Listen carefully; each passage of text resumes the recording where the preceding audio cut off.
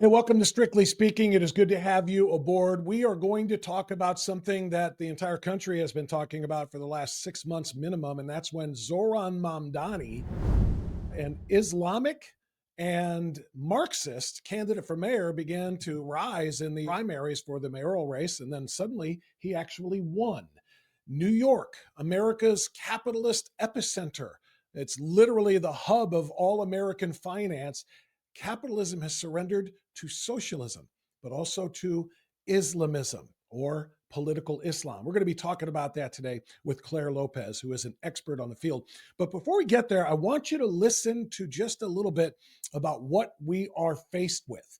If you don't understand the threat, maybe this will give you an idea. If you think that speaking about issues involving Islam in the United States and the fundamental compatibility of Islam with Western civilization, particularly with the United States of America, if you think that discussing those things is a little bit too taboo and it might make somebody call you Islamophobic, I'm going to say get over it.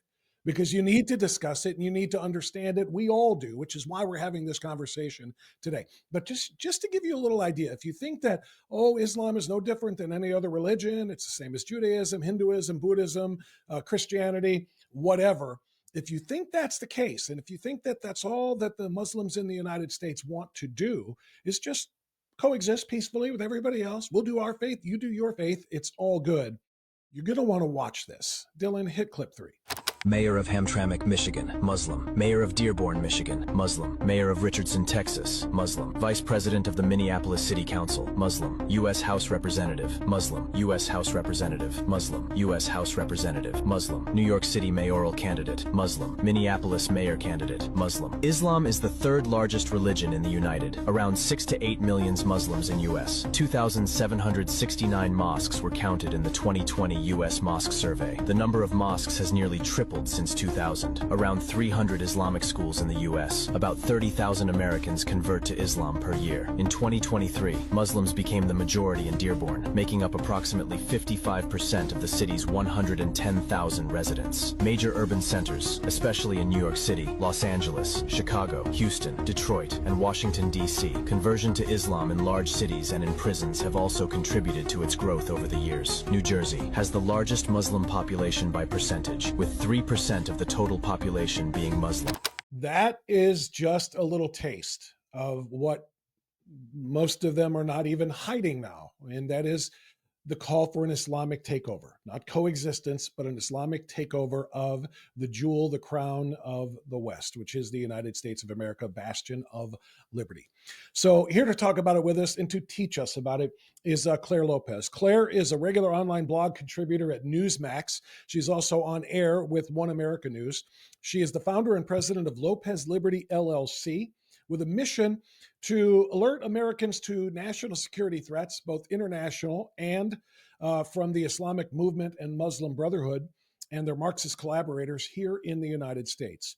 She supported former acting ICE Director Tom Homan and Tom Trento at Defend the Border in the United West. She was an instructor with John Guandolo's Understanding the Threat into Action program and its online national security. Also, for good measure, from 2014 to 2020, she served as VP for Research and Analysis at the Center for Security Policy. And get this, she was a career operations officer with the CIA. She received a BA in Communications and French from Notre Dame College of Ohio and her MA in International Relations from Maxwell School of Syracuse University. And she is now with us on Strictly Speaking.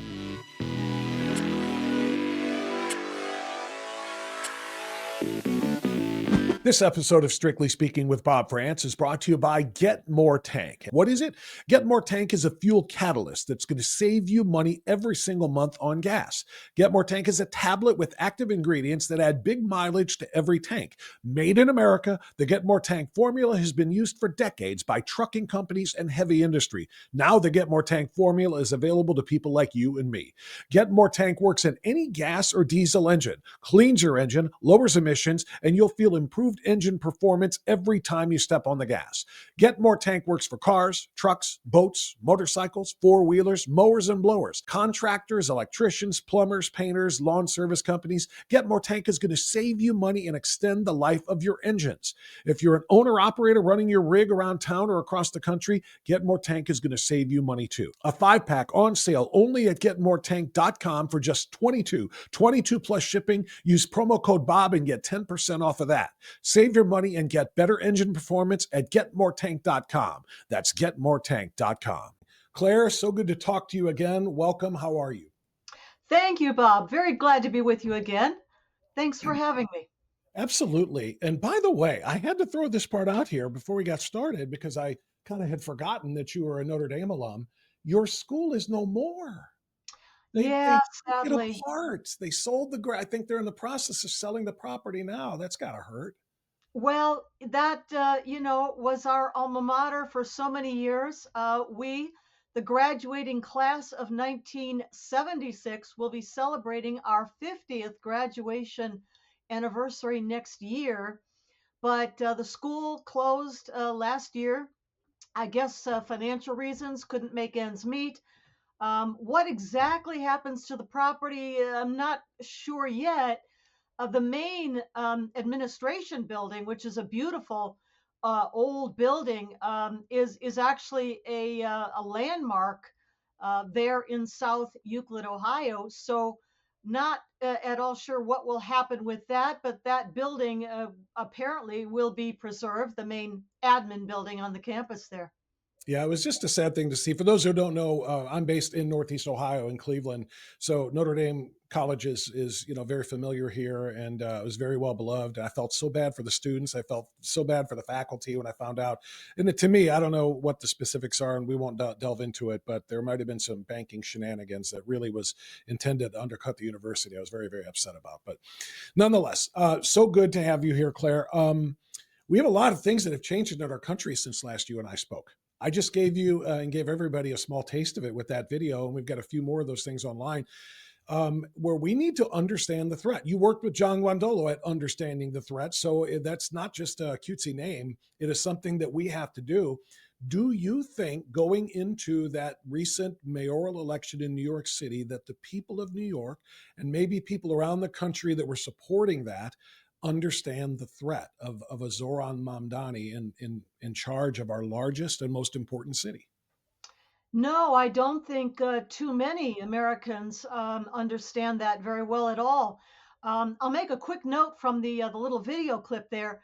The total number of Muslims in America today is somewhere between 3 and 4 million. That's the latest numbers that I have heard. But as far as Mamdani and New York City, no. I mean, he's an avowed communist. He calls himself a democratic socialist, but he's a communist.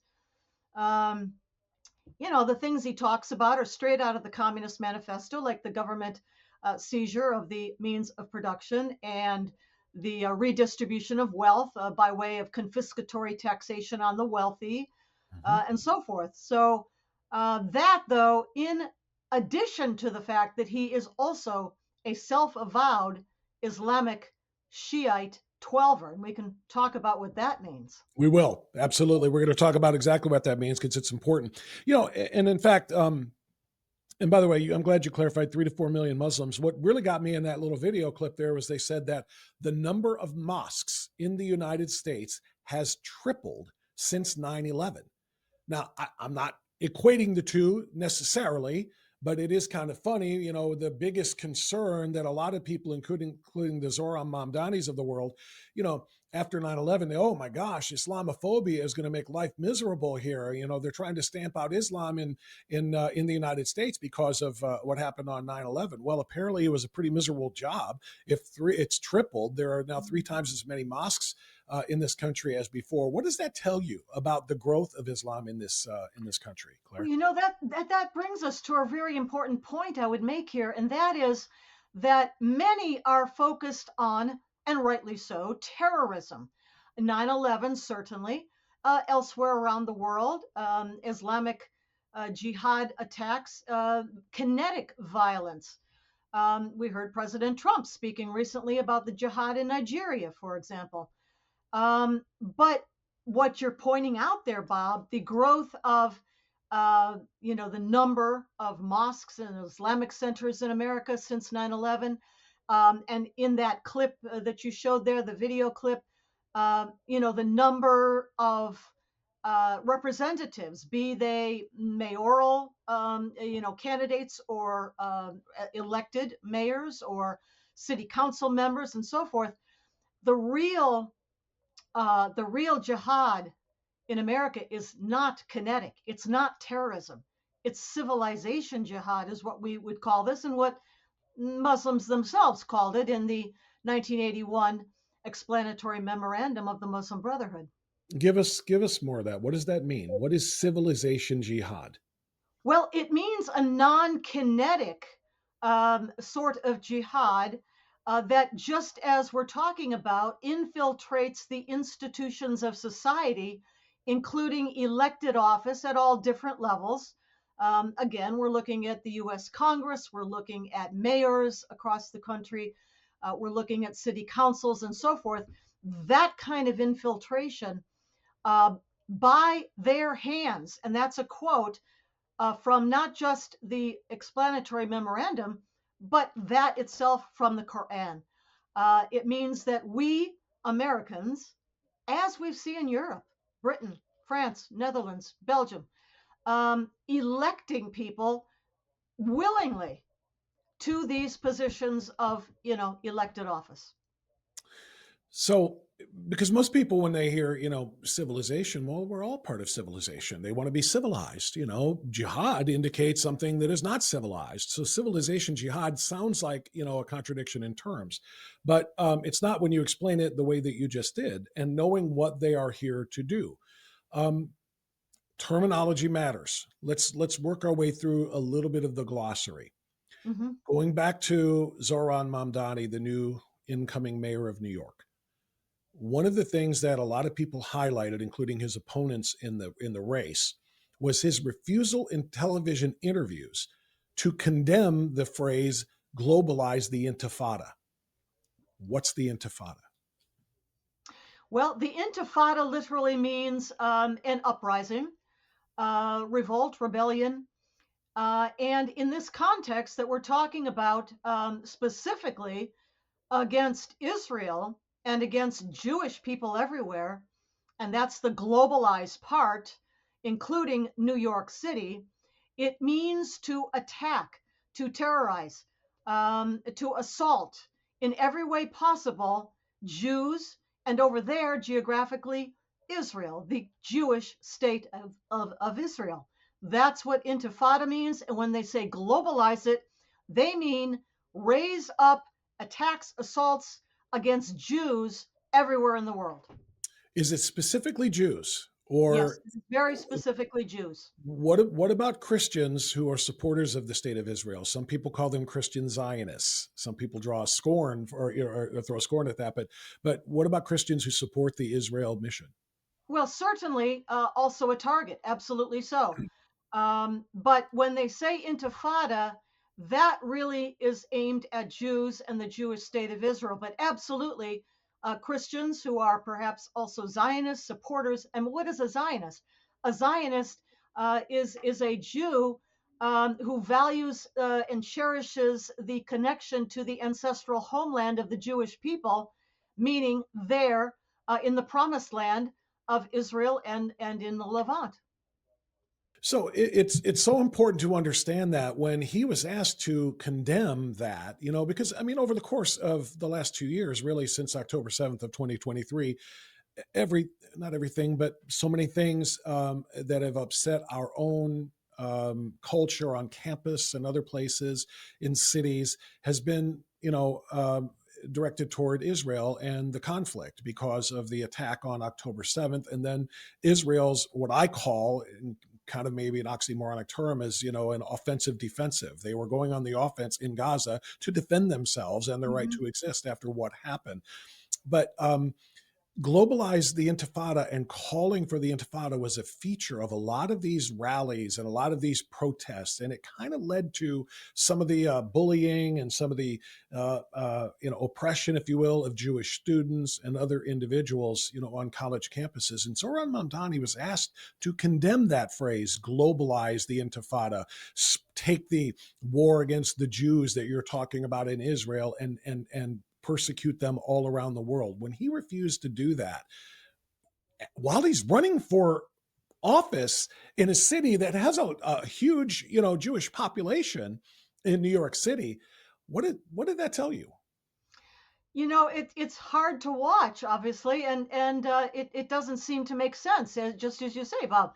A large Jewish population in Brooklyn, especially, but elsewhere in New York City too. And many of them, by the statistics, especially overwhelmingly for some reason, young women, ages, what was it, 18 to 29, I think, that age cohort, voted for Mamdani. And I think it speaks to their selective listening, maybe, if you will.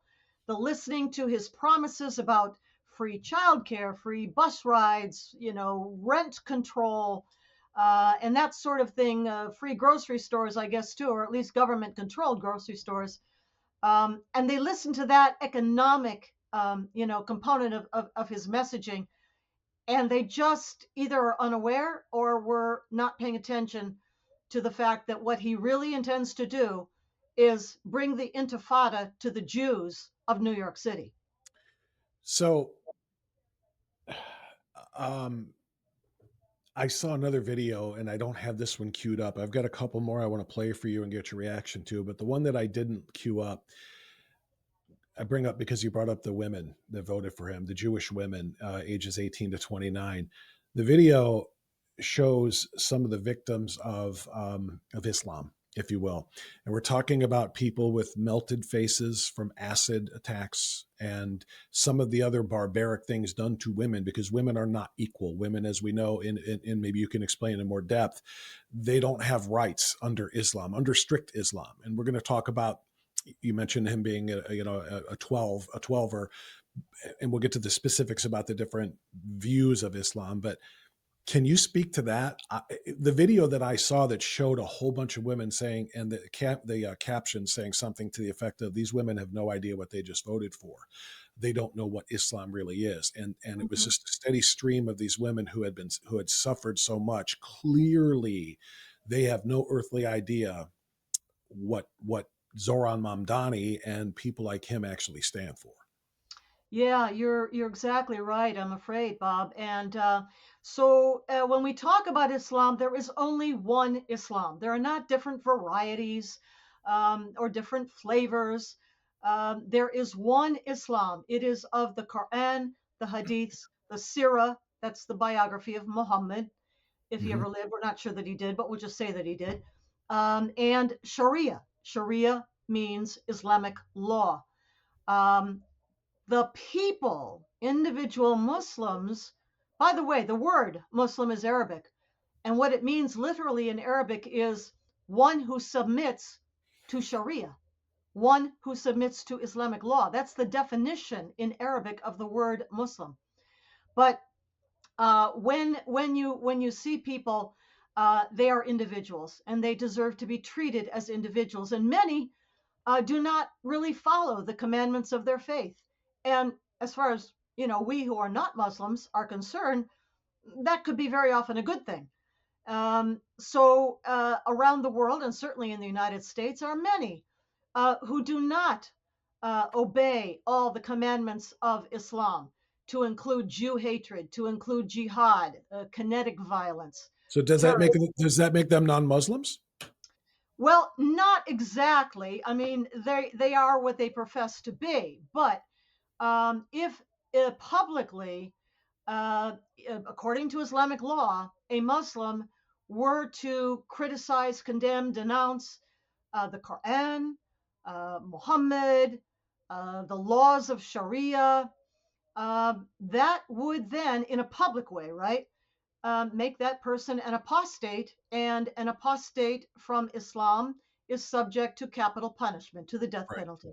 And that's incredibly, because you just to kind of background for people watching us, you responded to something that I wrote in my newsletter, in Mhm. which I'm going to promote the hell out of at the end of this video.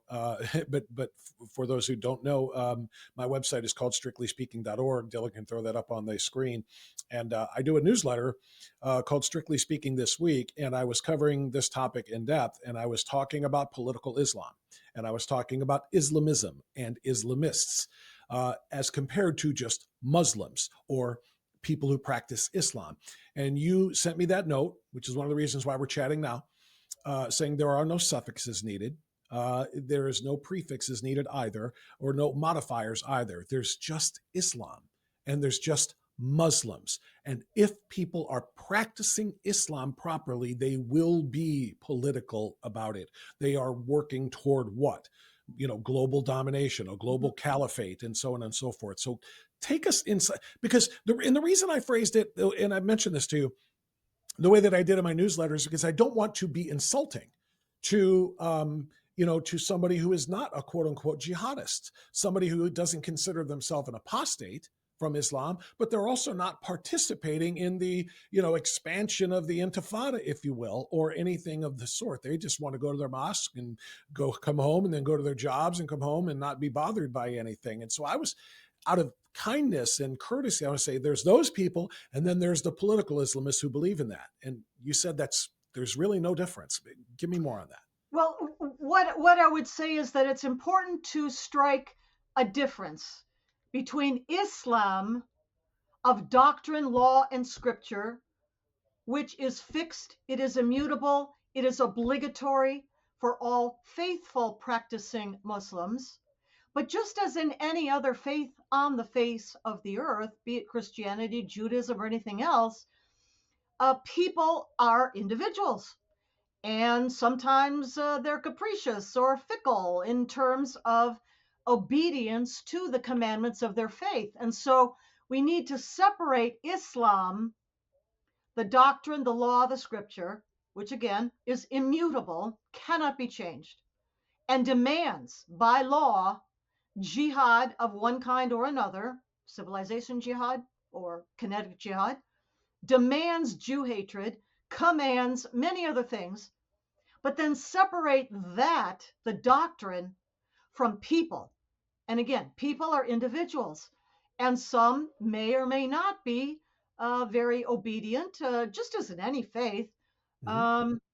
That they may be lax, they may be disobedient in the practice of their faith, and yet still consider themselves to be of that faith, and that's their own right to um, practice as they will, at least here in the United States. Now, we're not talking about a place like Somalia or Pakistan or Taliban Afghanistan, but here in the United States, they're free to practice as obediently or not, as they choose.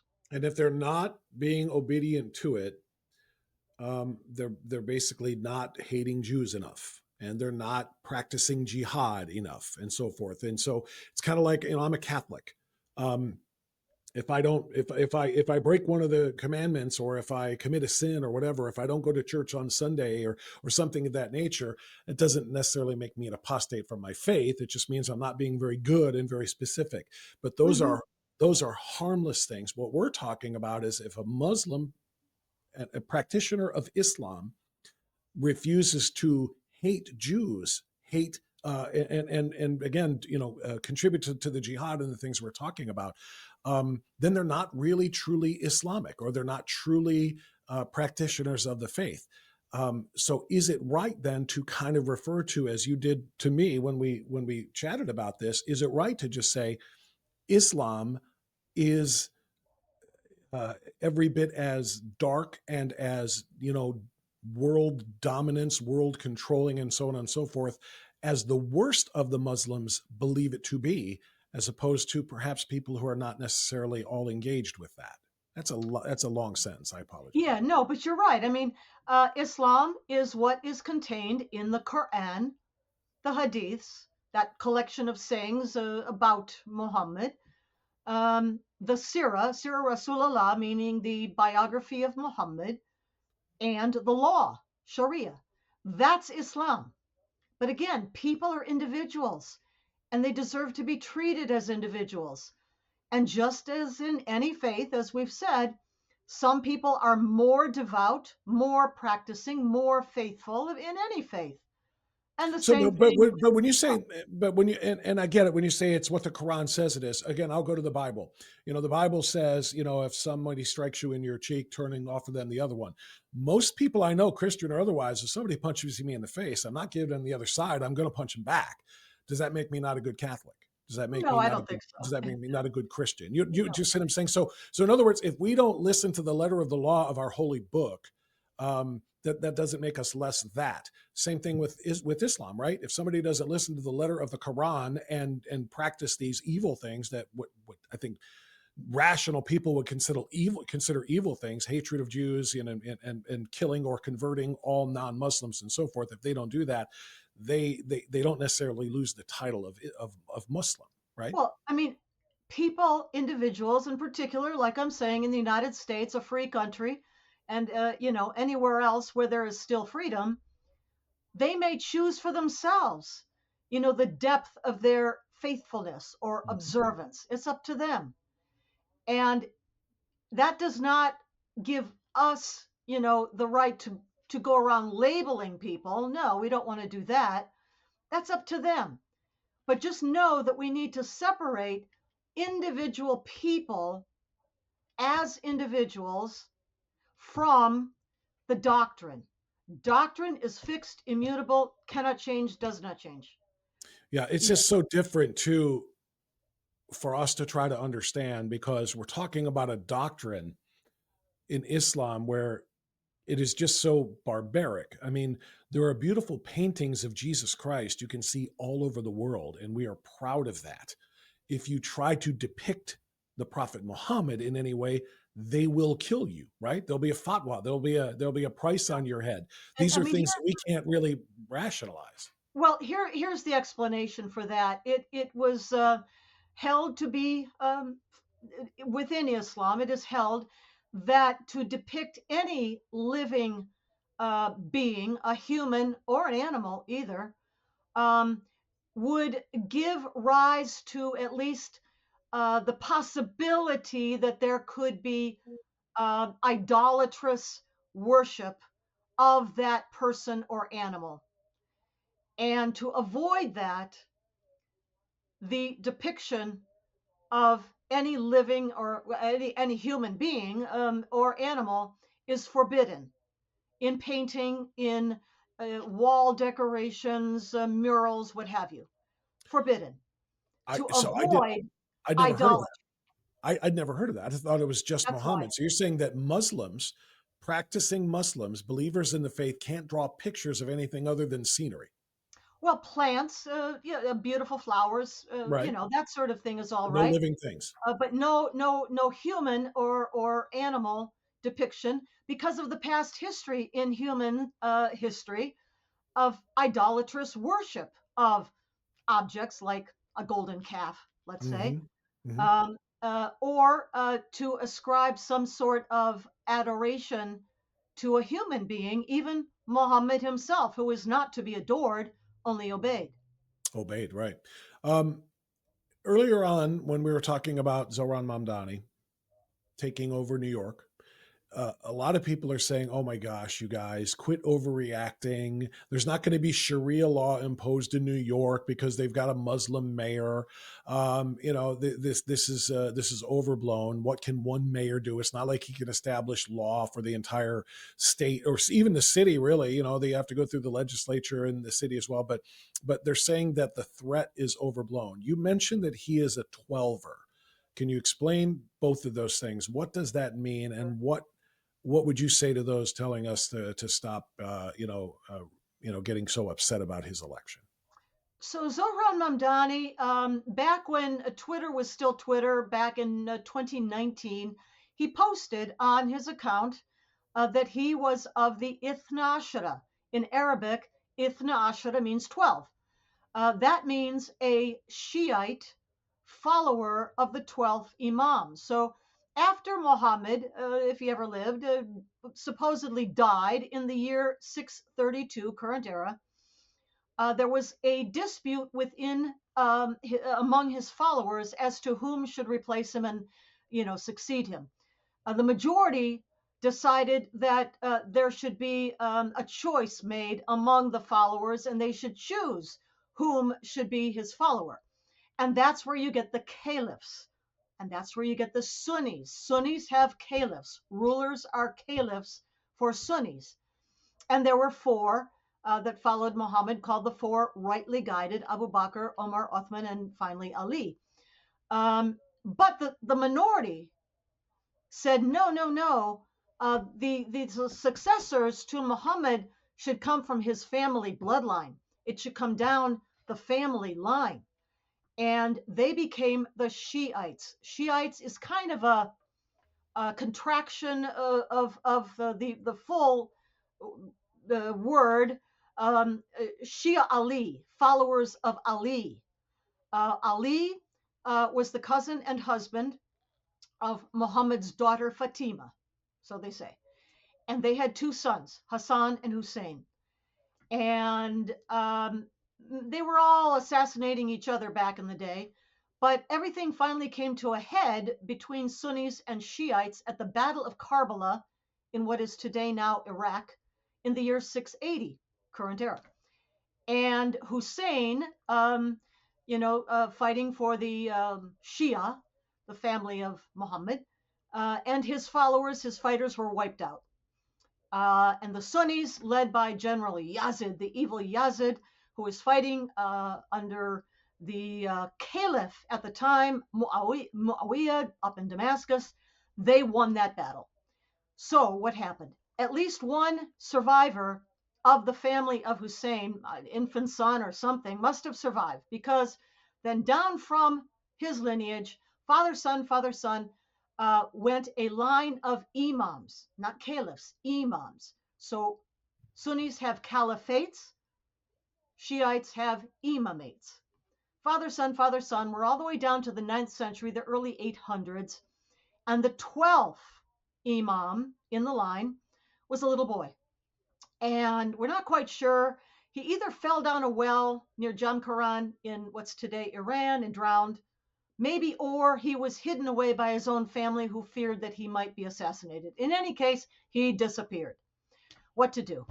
No heir. And so what the Shiites said then, and made doctrine on the Shiite side, is that this 12th Imam really wasn't dead at all. He was only in occultation, in hiding. He's all around us. He's in the room. We just can't see him, but he's here. And at the end of times, he has the identity of the Mahdi. The Mahdi, for all Muslims, is considered the messianic figure who comes back at the end of times to usher in the Day of Judgment. Well, on the Sunni side, no particular identity. It's just the Mahdi. Okay. On the Shiite side, though, it's this 12th Imam, the little boy who disappeared in the 800s. He's coming back. He's the 12th Imam.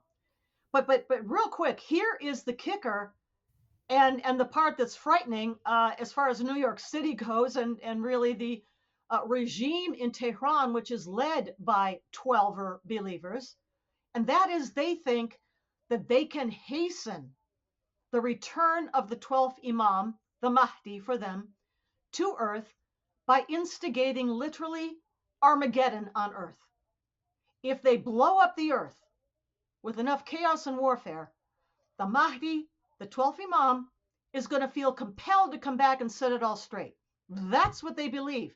Now, this is the belief of the incoming mayor of New York City that got hit on 9/11 by an Iranian directed operation, together with Al-Qaeda and Hezbollah. That's deep. And I guess what really, this wasn't 9/11, but really kind of jumped in my head here was the fact that in the weeks before the election, Mamdani was campaigning with another individual who was responsible for the attack on the World Trade Center, but not the 9/11 one, but the 1993 bombing. And he's called an unindicted co-conspirator. And I know Mhm. you know all about him, but the fact that he was openly taking photographs. It wasn't like, on the down low, I'm talking to this guy and he's going to be one of my supporters and so on. He was taking pictures and smiling broadly with this individual, basically saying, I don't care who knows who I'm with and with whom I'm aligned. What do you know about him and that aspect? Yeah. So you're talking about Siraj Wahhaj, the unindicted co-conspirator in the 1993 World Trade Center bombing. He is imam at the Al Taqwa Mosque in New York City. And I think the pairing, the photograph together, Zohran Mamdani and Siraj Wahhaj, may have been yet another signal, just like on 9/11, when Shiite Iranian leadership and Hezbollah Shiite terrorists teamed with Sunni Al Qaeda, Osama bin Laden. They together teamed up for the 9/11 attack that hit New York City. Of course, the Pentagon too, and the flight in Mhm. Pennsylvania. But in New York City, that was a message that Shiites and Sunnis are together when it comes to jihad and when it comes to Jew hatred. And look out, New York City. Yeah, that's pretty spectacular. What that statement was that he made there.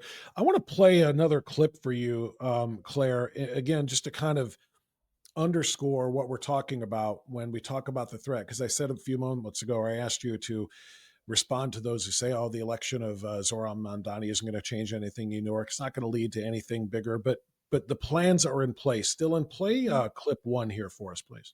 The future is ours. Every ideal nightmare of a Muslim Europe will come true. They can be as mad as they want. I don't care. America will be a Muslim country. Russia will be a Muslim country. Islam will enter every house, inshallah. But we have to be a part of that change. We have to be a part of that da'wah. We have to be a part of those ghuraba who stand firm on our aqeedah and our practice and our deen and never ever apologize.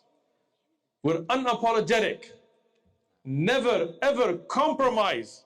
We're uncompromising. Never ever water down this religion. We are unwatering. I don't care if that's not a word. We stand on game. And may Allah subhanahu wa ta'ala give us all a life upon the deen and a death upon the deen and accept us as shuhada. Ameen. Claire, that was Imam Uthman Farouk. I don't know Mhm. where he is from, but you heard his message. And very clearly, that would be a man who is nodding with a big smile on his face when he saw the election results from November 4th. When Zohran Mamdani, this is a huge win. If the goal is to make America an Islamic country, as he said, to make Russia an Islamic country and so forth, starting with its largest and most important city is a pretty good way to do that. Um, can you speak to what you just heard from him? Let's do that first, and then I'll follow up. Sure. Well, he, for one, is being straight up and honest about the actual objectives of Islam in the United States, in the West, in the world. He's telling the truth, actually, of what they intend to do, which is to conquer and dominate. And the reason I paused here is because I want to really give a lot of thought to this. Do you spend much time in Europe? Do you UK in particular? I've traveled in Europe, yes. Okay. The reason I ask is I've not been, and but from everybody who understands it, they say that London is nothing like it has ever been before, and it will never go back. And this has all changed since they elected a Muslim mayor. The largest city and the most important city in England is led by a Muslim, and they have said it has shifted everything. Not just in the UK, really, but the incoming numbers of Muslims who are immigrating from Middle Eastern states to England, to the UK broadly, to France, to Italy, to Germany, and so on and so forth. They are really making a push now in Western Europe. And that mayor of London is a huge, huge part of why. Can you see where I'm going with that? That's London. Now do New York, because this is the pattern I guess I'm seeing. Yeah, you are seeing a pattern. That mayor is Sadiq Khan, and the new Home Secretary, you might know, of the UK is a Muslim woman, which means that Britain's borders, especially across the Channel from France, from the mainland of Europe, those borders are wide open.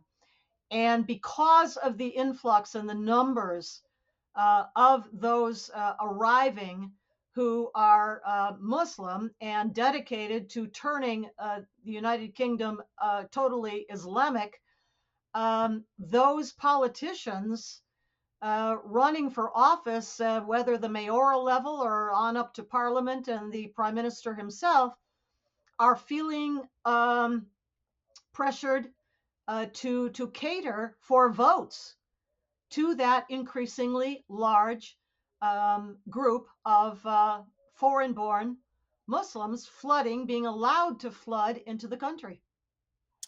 It's quite a tale to follow here, because again, London, I don't think anybody ever saw this happening in the UK, but to much less for the rest of Europe. And to see, again, they're not going to just like swarm in the way they did across the fences into Israel on October 7th. They're not going to try to broadly take the United States. They're going to do it one city at a time. And this is our biggest city. And like I said, it's our most important city from the standpoint of our financial systems. I want to give one more video to get your reaction to. It's similar, I suppose, but it may be even a little bit more aggressive in terms of what their goal is. And this is clip 2. Dylan, go ahead. Why am I migrating here? Why am I in America? The Prophet ﷺ's companions left Mecca to go to a land that had no Muslims. We are in this country purely for the sake of Allah. The moment you make this intention, you will look at things different. People will meet you different. How could it be that your co-workers know you as a Muslim for 10 years, not once you presented Islam to them? You don't know why your purpose is here. All you guys together, we are in this country for Allah. As we're here living in the US, what is our role now? What is the way forward? Let me just quote for you an ayah of the Quran, and I'm going to try to encapsulate it. Allah is saying, do not obey the disbelievers. Don't yield to them. And then He gives us the process of what to do next. وَجَاهِدْهُمْ بِهِ جِهَادًا كَبِيرًا. And so make jihad against them. What is your duty as a member of the Ummah now that you are also an American? It is our physical jihad duty to fight the entire earth until we enter it into the Ummah. So Claire, I mean, I guess what I really want to talk about here, and moreover listen, or more likely listen to you about, is they're very, very open. They're very, very open about this. They're not even using taqiyya, which you can talk about. There's another word for the glossary. They're not being deceptive. They're very open. They know they're being filmed. They're promoting and pushing these things out there almost as if to say, I dare you to say something about it. I dare you to do something about it. We are here not to assimilate and become American, but to change and take over America. And they don't care who knows it. I don't understand. I guess I just don't understand. Well, I'm afraid too many Americans don't understand. What each of these speakers that you were showing there in the clip, what each one is talking about is a concept called hijra. And hijra harkens back to the movement, to the change from Mecca, the city where Muhammad is supposed to have been born, and tried to introduce Islam, but didn't have much success for quite a number of years because the Meccans were to attach to their idols. They were idol worshippers. And so what happens in the year 622 current era, Muhammad and the few followers that he might have attracted in his previous, a dozen years or something of preaching and teaching, he and they decamp from Mecca and go straight up the west coast of the Arabian Peninsula at the time. The peninsula came Arabian later, up along the Red Sea, northward to a city then called Yathrib, which later on became named Medina, which, by the way, Medina in Arabic just means the city. That's what Medina means. But in any case, they moved there to see if they would have better opportunities to attract more followers to what Muhammad was preaching. And that movement, that trek from Mecca to Medina is called the Hijra. And of course, once they arrived there in what's today Medina, the entire messaging changed from your religion for you and mine for me and all of that, when they were few and powerless down in Mecca, to jihad. And how they do that? They switched over to attracting more young men to the fighting forces of Islam by offering them the chance to loot the camel caravans, the trade caravans that plied these desert ways between these cities, and to take whatever loot they wanted and the women as slaves. And that brought in all kinds of new recruits to the forces. Well, Hijra in the American or the Western context means about the same thing.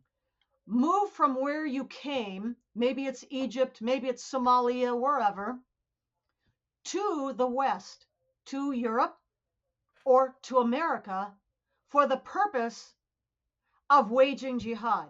And in the beginning, yeah, maybe it will be civilization jihad, influence operations, dawah, the invitation to Islam. But just wait, because eventually, just as in Medina, Yathrib, Medina, it will become violent. It almost has to, based on what they're compelled to do by their faith. You mentioned earlier on, you said, and I may have not heard it exactly correctly, but you referred to Muhammad and you said if he was, or something to the Yeah, extent of if he actually lived. Is yeah, there there's dispute as to the existence of Muhammad? yeah, very much so. If Okay. you read Robert Spencer, for example, Did Muhammad Really Exist? I think is the name of that book. Other authors as well, Ibn Warra comes to mind. There's absolutely zero contemporaneous, reportedly, supposedly contemporaneous, reporting or mention of anyone called Muhammad, back in the 600s, let's say, when jihad really got unleashed in the peninsula after the Hijra. There's nothing. There's no writing. There's no accounts. There's no history. There's no coinage. There's no nothing, at least for a couple of hundred years, after which point things began to get written down. The hadiths, for example, these collections of the supposed sayings and doings, actions of Muhammad, written down by successors a couple hundred years after Muhammad is supposed to have lived. Not by contemporaries, not by No, nothing, eyewitnesses who absolutely interacted with him, saw him, talked with nothing, him, etc. nothing, no, zero. Okay, see, That's why the doubt. that's wild to me. I did not know that. As much as I've tried to study this, I did not know that, because I just assumed it was similar to Jesus. People who are non-believers in Christ would say, well, how do you know he? Well, we have eyewitnesses who literally wrote things down as they went, and they all saw the same things. We're talking about different people in different books at different times, and whether you're talking about the four Gospels or beyond that, there were eyewitnesses, and there was evidence of the things that Jesus did and said and so forth, and where he went and so forth. But none of that exists with Muhammad. Exactly. I would suggest again take a look at Robert Spencer, his writings, especially that book, Did Muhammad Really Exist? And I think I saw recently also a video, I think maybe on YouTube, but check it out. It is Robert Spencer speaking together with David Wood, another Islamic expert, and the two Mhm. of them are discussing exactly this topic. I'll have to reach out to Robert soon and talk to him again because Mhm. that's a fantastic thing I did not know about. And here's a real interesting follow up then. What we know, we non-Muslims know or have heard about Muhammad is some of the most grotesque and unimaginable things as well. Pedophilia, taking I think some places I've read a 9-year-old bride, others say a 6-year-old bride. She was Uh, 6 when they got married, 9 when he raped her. Thank you. Okay, there you go. Now, if nobody was writing things down about him at the time of his existence, and as you pointed out, there's no evidence whatsoever to exist that, and they only made stuff up about him after the fact, why would that have been included? If the goal was to create a prophet that brings them to the deity of Allah, where would he had a 6-year-old bride that he consummated at age 9? Why would they have made such horrific things up Because about him it's if they not were going to make him horrific up in to the them. first place? It's Pardon? not horrific at all. We have to take out our Western brain sometimes, leave it by the door. You can pick it up when you go back out and think like they think. And back in those days, remember, life expectancy back in those centuries, 600 something, whatever, 700 current era, life expectancy was not much more than 30. Okay. So if people did not begin to have children at least by their teens, they might not have had any. It was a very different situation. Desert people surviving on the edge of existence in a harsh environment. Life expectancy, maybe 30, 35 years old. That's it. Teens are So one thing though, everything is but is is six, shifted to a 6 and younger 9 age. though. But you know what I mean? I mean, they so in that culture, there was nothing wrong with, even though you, as you say, children needed to begin having children in their teenage years. Okay, I get that, especially because of life expectancy. But that's not 6, and that's not 9. That wasn't out of the ordinary for Well, that. no, not at all. No, and not out of the ordinary to this very day. It's not considered anything wrong. Wow. As soon as a girl, begins to have her periods, which very often is around 9 or 10 years old, Okay. she is deemed under Islam to be ready for marriage. Wow. That's some astounding stuff. I want to one more question on Islam, and then I want to ask you about the Axis. The I referred before back to the protests, the on-campus protests mostly, but in a lot of times in just city centers and the Mhm. free Palestine, stop the genocide. Zoran Mamdani himself um, uh, condemning the quote unquote genocide of Israel, killing the Palestinians in Gaza and so forth, and um, you know, basically trying to justify the Palestinian actions and that of Hamas. He refused to condemn Hamas as well. But going back to Mamdani, um, is there anything that differentiates Palestinians from other Muslims? Are all Palestinians, Arabs in the region, are they all Muslim? Are they as much of a devout are they as much devout practitioners of the faith as, say, Iranians? Well, As the first thing to say here is that there's no such thing as Palestinians. They don't exist because there has never been a country on the face of the earth called Palestine. What we have are many Arabs and Muslims across the entire area of the Middle East. And we can trace the history of Gaza itself, if we would like to do that, really going back to the time of Moses, 1400 and something BCE, and the Exodus out of Egypt, when at least some of that flow of the Exodus, there were multiple flows, uh, crossed into Gaza, which was part of the Promised Land in the Bible. That is the Old Testament, as Christians would say, the Tanakh for the Jewish people. And so we could trace the history then of Gaza specifically through the ages when it was crisscrossed by conquerors, anything from the Canaanites to the Philistines. By the way, Philistines, where does that word come from? Well, Philistines are the island people of the Aegean Sea. They are Indo-Europeans who migrated down to the southeastern littoral of the Mediterranean Sea after the end of the Trojan Wars.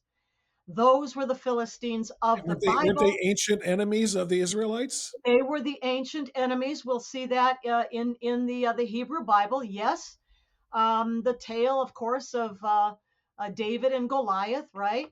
But those were Indo-European people of Greek ancestry. That's Mhm. who the Philistines were. And they settled along that southern coast of the Mediterranean. Yes, and then were biblical enemies of the Israelites. But others also crisscrossed that area, the Jebusites and the Amalekites and the everything. But let's go to the Philistines again. What happened is that, as we said, conqueror after conqueror conquered areas, parts of the Levant, Levant, by the way, it comes from the French, from the Romance languages. It means rising, as in the rising of the sun, meaning to the east. It's the exact same word, by the way, as the Arabic word al-Shams. Al-Shams mean the same thing, the rising of the sun in the east. So when you hear Islamic State in Iraq and al-Sham, that means the east. Say Levant, same thing, the east. In Got any it. case, what happened is that the Jewish people were conquered eventually, as we know, by the Roman Empire, right? And they rebelled over and over again. And one of the last rebellions was the Bar Kokhba revolt of the year 134, 135 or so, current era. And the Jewish people lost again. But this time the Romans said, we've had it up to here with you people. And the province of Rome named Judea, the province of Judea, named after the inhabitants who were the Jewish people of the tribe of Judah, Judea, they were exiled. They were scattered everywhere, kicked out of their homeland by the Romans. And instead, then, the Romans decided to erase their very name from the land, and they scoured back into the Hebrew Bible and found the name of the Philistines, enemies of the Israelite people, and said, oh, let's call it that. We'll call this now, it's not Judea anymore, it's Philistia. And that was the first name change. Fast forward all the way to about the early 60s, about 1960, 62, 3, 4. And Yasser Arafat is collaborating with the KGB and the PLO, which he founded, Palestinian Liberation Organization. He made up that name, by the way. He, Arafat and the KGB together, I should say. And they decided that to counter and remove the Israeli presence. Now we have modern day nation state since May of 1948 of the modern day nation state of the Jewish state of Israel. To counter them, the KGB, the Soviet Union at the time, is working with the PLO, with Yasser Arafat, terrorism, bombings, bus bombings, airplane hijackings, and so forth. And together, they came up again with the name Palestinian. Philistia from the Romans, Palestinian. By the way, there's no P in the Arabic language. They don't have the letter or the sound P. And so in Arabic, it's Philistine. Philistine. That's how they say it. And that traces exactly back to Philistines of the Trojan Wars and so forth. Okay, so they invent, KGB and Arafat, PLO invent this made up people, and they're calling them the Palestinians. They don't exist as a And people. they're not native to one particular land. They're not No, native to one absolutely not. particular No, nation state or no, anything else. It's the no. region. The region, as the Jewish people, Theodor Herzog and everything from the Herzl from the late 1800s and on through began to repopulate. Jews had always lived in the Promised Land, but as more and more began to come back in the early 1900s through the 1900s, they began to develop the land. Mark Twain, described it. What was the book? Innocents Abroad. It was a desolate land of swamps and desert.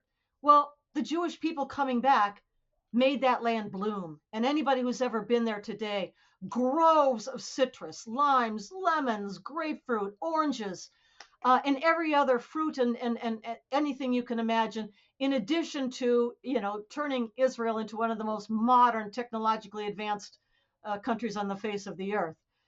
And that drew people from around the region, yes, to come for jobs, for a better life. And so they were coming, yes, from places like Saudi Arabia, from Syria, from Iraq, you name it. But people may not know more than 80% of the people in Gaza today are of Egyptian heritage. And Which is pretty Egyptians, fascinating. And this is an aside, yeah, but people who don't know and have not seen should take a look and search up a picture of the border between Gaza and Egypt, yeah. because the Oh, Egyptians don't want anything to no, do with Gazans, even if they're of Egyptian descent, in yeah, Egypt. I mean, that border exactly. is just fortified. It really is. And so Egyptians themselves are not even Arabic ethnically, linguistically, yes, because they were conquered, but ethnically, Egyptians are not Arabs. They are a mix of North African tribes with more African tribes from south of Egypt. That's who Egyptians are. But Well, more to the point, though, Mary, if you can briefly for me, Islam to yeah. Palestinian, or what became So known as, yeah. and I understand So what you're saying, but what became known as Palestinian. right. So through the various conquests, Islam, of course, burst out of the peninsula, now the Arabian Peninsula, in the 600s, and spread east, west, north in all directions. And here we're talking about going to the west, right? So they're crossing over all of the Middle East as we know it today, and on through across North Africa. By the way, how do we think they got to Nigeria to slaughter Christians now in the 21st century? All the way from Arabia of the 7th century? Mm-hmm. That's jihad. That's kinetic jihad, violent jihad, attack. Well, in any case, many of those who came, to Gaza came from these other places around the Middle East, looking for jobs and employment and so forth. And they are primarily Muslim, yes, although back in the 1967 war. So there's a long history of Gaza, and too much to go through all of that. Yeah, yeah. But let's start in the War of Independence of Israel, 1948-49, and in that war, of course, Israel emerged triumphant, victorious, and but Gaza was with Egypt. Geographically or territorially, Egypt Right. controlled Gaza. That remained the case all the way up to 1967. And in that war, Israel took back Gaza and the Sinai Peninsula, which was later ceded back to Egypt in the peace treaty, but took it back. And from that point onwards, 1967, all the way until 2005, Jewish people lived there. Christians were there too, as well as Arabs and Muslims.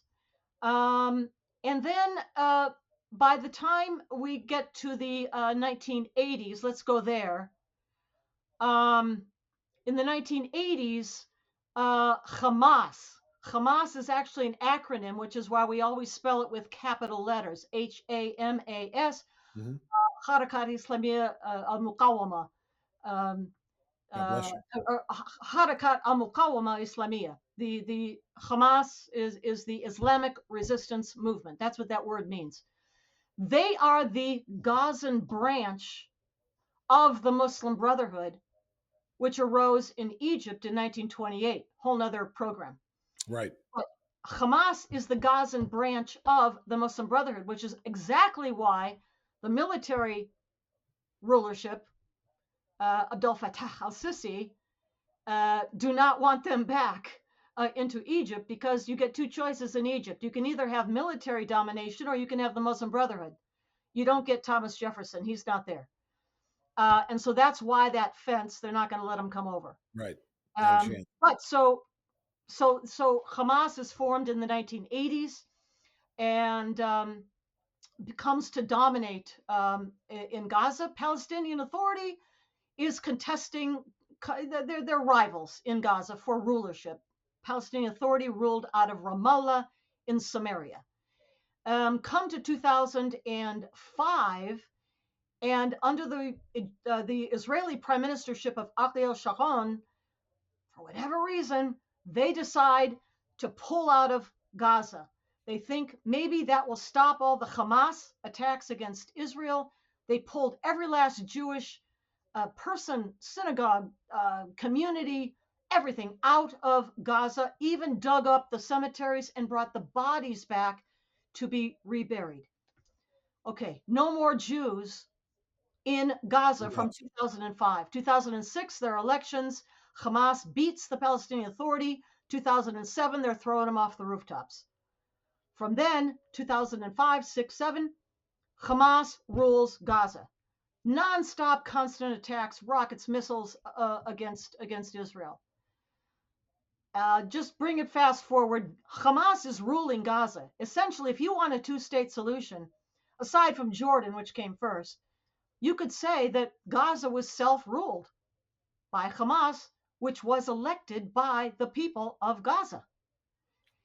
You come A up two-state solution does not necessarily mean a two-state peaceful solution. It means get rid of Israel and take it over. That's what it means. It means a one-state solution, which is going to be, in their minds, it would be an Islamic state. Well, Gaza was that. They had their chance. Gaza has the very same climate, the same beautiful Mediterranean shoreline, potentially beaches. And what people might not know is that underneath Gaza is one of the largest freshwater aquifers in the entire world. All you need is electricity to keep out the salt water of the Mediterranean and pump that water up into a water pipe distribution system in Gaza. But did they do that? No, they did not do that. And that is why Donald Trump.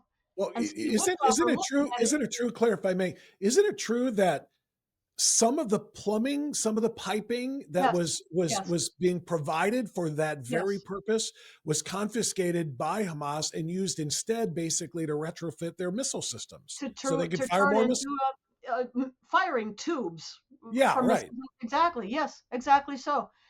And the billions, gazillions of dollars pumped into Gaza by international aid associations, by the United Nations Relief and Works Agency, UNRWA, went straight to tunneling. By the way, Gaza is about 20 miles north to south and maybe about 10 miles wide. That's it. It's tiny. Oh, yeah. Underneath that, with all these gobs of money that people foolishly lavished on Hamas, they built something between 400 and 500 miles worth of tunnels, air conditioned, electricity, lighting, concrete line, the concrete that was supposed to be going towards building their homes and schools and so forth, lining the tunnels. Yeah, that's what happened to all that aid.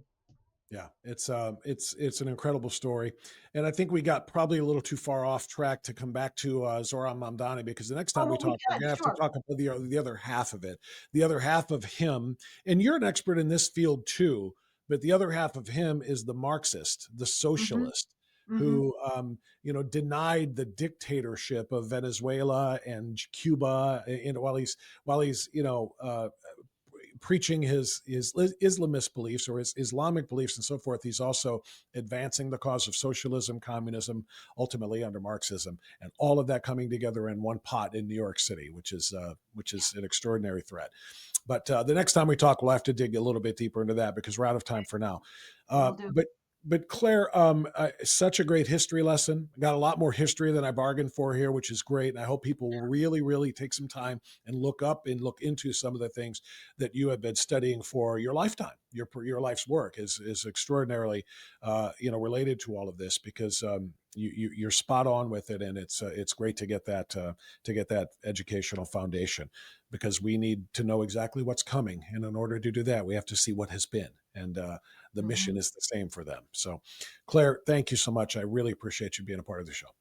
And thank you very much for having me. Be glad to come back sometime. We will make it happen. Absolutely. All right. That's going to do it for this episode. I do want to remind you, though, like I said, please visit the website. Strictlyspeaking.org is the website. It's mostly featuring a lot of the radio interviews and a lot of the more important stories that we have there. And if you want a compendium of what is going on in the week that was and the week to come, the newsletter is called Strictly Speaking This Week. Strictly Speaking This Week. It comes out every Sunday in your email inbox free. There it is. It'll show up at 6 a.m. every Sunday morning. And I look back at the week that was and the week to come. And I give you 5 things to know this week that are really important and 5 things to do this week that are really important, as well as an audio video highlight. So please subscribe at strictlyspeaking.org and it'll come into your inbox. Again, it'll be free every Sunday morning at 6 o'clock. All right. Thanks for watching Strictly Speaking. We will see you next time.